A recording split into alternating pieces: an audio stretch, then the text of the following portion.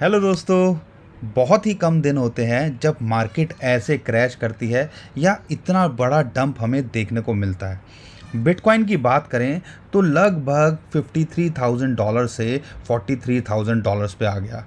और इथीरियम भी जो है $4,000 से $3,000। जितने भी बड़े कॉइन्स हैं या छोटे कॉइन्स हैं वो डबल डिजिट में माइनस में गए। तो उम्मीद है, जाहिर सी बात है, थोड़ा सा परेशान आप भी होंगे। लेकिन क्या हमें एक्चुअल में परेशान होना चाहिए? क्या ये एक अपॉर्चुनिटी है? और क्या इसके पीछे के 2-3 इम्पॉर्टेंट रीज़न बताए जा रहे हैं, वो इस वीडियो में हम आपको बताने वाले हैं। तो बने रहिए हमारे साथ में और वीडियो को कर दीजिएगा लाइक और चैनल को कर लीजिएगा सब्सक्राइब। दोस्तों, एक बड़ी न्यूज़ जो निकल के आ रही है, जो रिसेंटली अभी मार्केट क्रैश के बाद में जो न्यूज़ निकल के आई है कि कॉइनबेस को एससीई ने थोड़ा सा डराया है, या कह लीजिए आप एक तरह से धमकाया सा है। एससीई सिक्योरिटी एक्सचेंज कमीशन, जो यूएसए की गवर्निंग अथॉरिटी है, रेगुलेटर्स है, फाइनेंशियल जो भी होता है हिसाब किताब वो देखते हैं। तो उनके हिसाब से जो हम सबको पता है, कॉइन बेस एक लैंड का फीचर, लैंड मतलब आप जो है कोई अपना रखते हो, उसके ऊपर आपको इंटरेस्ट मिलता है, तो वो फीचर जल्दी ही लाने वाला था। तो इसको लेके जो सिक्योरिटी एक्सचेंज कमीशन है, उन्होंने बोला है कि अगर आपने ऐसा किया तो भैया हम आपको लॉ सूट में घसीटेंगे, यानी कि आपके ऊपर कार्रवाई की जाएगी। अब जाहिर सी बात है, कॉइनबेस कोई छोटा मोटा एक्सचेंज तो है नहीं, दुनिया का नंबर दूसरा तीसरा रहता है और यूएसए के अंदर तो सबसे बड़ा क्रिप्टो करेंसी एक्सचेंज है। तो जब भी ऐसी कोई बात आती है तो direct impact crypto currency market पे पड़ता है। और यही चीज़ हमने देखी जब बिटकॉइन हमारी कल रात की अगर आपने वीडियो देखी होगी, हमने आपको बोला भी था कि 46,600-700 इसको एक सपोर्ट मिलेगी, वो वहाँ मिली इसको। लेकिन उसके बाद में जैसे ही ये न्यूज़ आई, उसके बाद दोबारा से हमने फिर इसके अंदर एक डंप देखा। अच्छी बात क्या है, हमारी जो क्लोजिंग थी वो उससे ऊपर हुई, जो हम लेवल सोच रहे थे। लेकिन जब ये कॉइन बेस की न्यूज़ आई और उसके बाद हमने दोबारा से इसके अंदर डंप देखा। लेकिन कल की कहानी भी आपको समझना बहुत ज़रूरी है। और टेक्निकल तो बाद में बात करेंगे ही, कई बार टेक्निकल्स काम नहीं आते जब इतनी बड़ी मैनिपुलेशन होती है।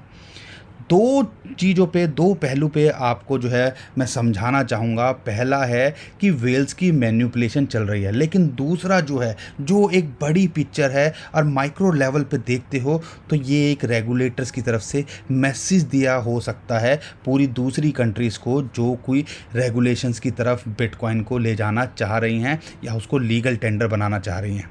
तो सबसे पहले बात करते हैं कि माइकल सेलर की न्यूज़ निकल के आ रही है कि उन्होंने अपने वॉलेट से 90,000 बिटकॉइन के आसपास मूव किए। इसकी वजह से हमने थोड़ा सा पैनिक देखा। एक जो है सुपर हीरो की तरह उनको कंसीडर किया जाता है क्रिप्टो करेंसी मार्केट के अंदर, और लगभग 1,10,000 बिटकॉइन वो होल्ड करते हैं।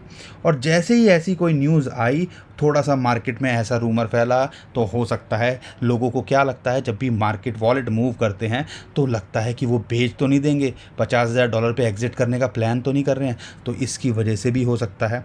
और इसी चीज़ का फ़ायदा ये जो वेल्स हैं वो उठाती हैं, या हो सकता है ये बड़े बड़े इंस्टीट्यूशन यही चीज़ कर रहे हों। और क्या निकल के आया, लगभग $3 बिलियन की हमने लिक्विडेशन पिछले 24 घंटे के अंदर देखी। अगर आप पिछले एक महीने के अंदर देखोगे तो इतना बड़ा कैंडल आपको नहीं देखने को मिला होगा। तो आपका जितना भी क्या है 3x हो 5x हो, वो माल उड़ गया होगा।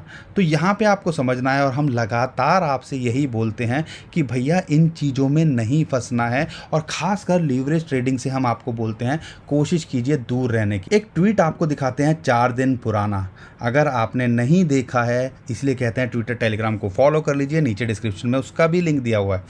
3 सितंबर को हमने एक मैसेज किया था, कई लोगों ने हमारा मजाक भी उड़ाया, कई लोगों ने इसको हल्के में भी लिया था कि हर दिन दिवाली नहीं होती दोस्तों, कभी कभी दिवाला भी हो सकता है, इसलिए टाइम टाइम पर प्रॉफिट भी बुक करते चलो, जनहित में जारी। इसमें हमारा मैसेज करने का, जब मार्केट बिल्कुल अच्छी थी, हमारा ये मैसेज करने का पर्पस क्या था? या हम जो पीछे 2-3 वीडियो जो हमने बनाई हैं, अगर आपने देखी होंगी, उसके अंदर हमने आपको कई चीज़ें बोली कि भैया प्रॉफिट बुक करते चलो। उसमें हमारा इंटरेस्ट क्या था?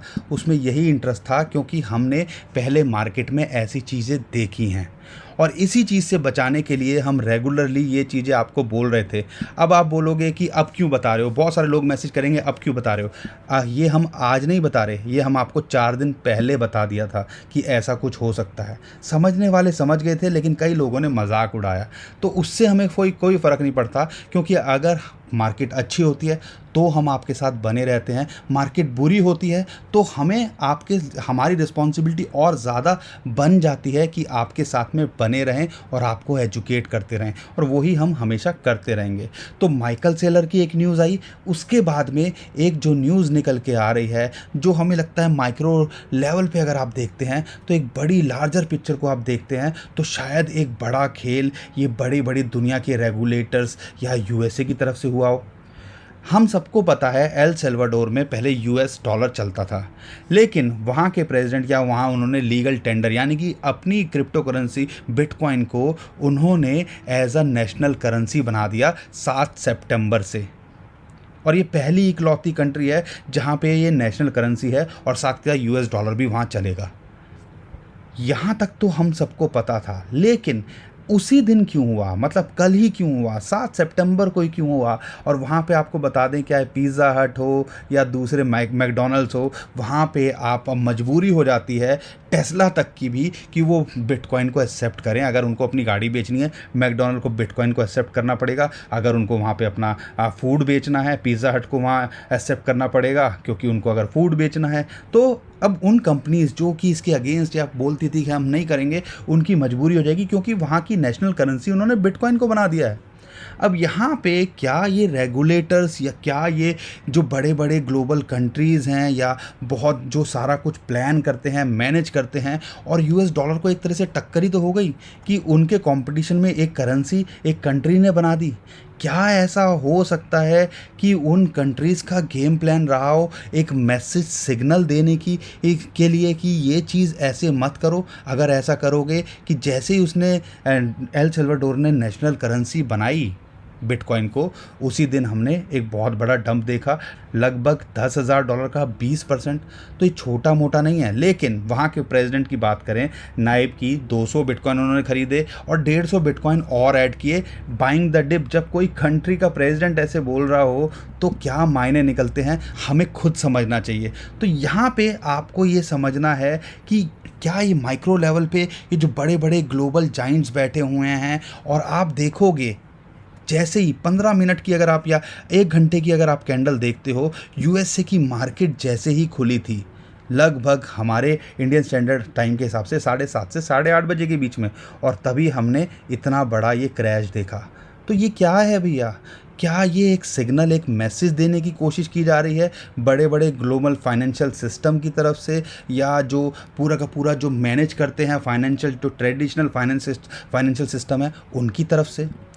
ये भी पॉसिबिलिटी हो सकती है।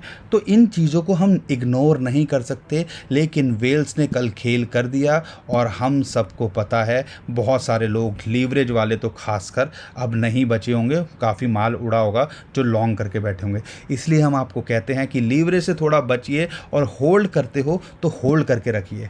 लेकिन यहाँ पे अब समझना है कि टेक्निकली अब मार्केट यहाँ से क्या जा सकती है। पूरी की पूरी मार्केट इतनी बुरी तरह गिरी हुई है, तो यहाँ पे क्या हो सकता है?